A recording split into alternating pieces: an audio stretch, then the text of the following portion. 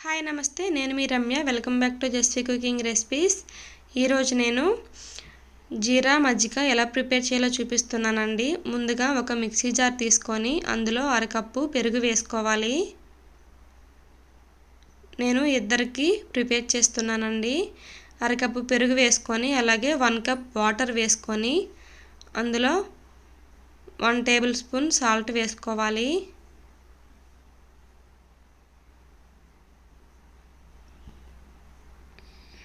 Salt వేసుకొని half lemon juice వేసుకోవాలి. Lemon వేసుకుంటే బాగుంటుందండి, ఇష్టం లేకపోతే స్కిప్ చేసేయవచ్చు. ఇప్పుడు ఇందులోకి 1/2 టీ స్పూన్ జీలకర్ర పౌడర్ వేసుకోవాలి.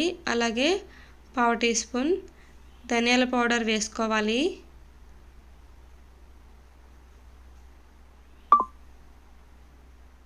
వేసుకొని బాగా మెత్తగా గ్రైండ్ చేసుకోవాలండి.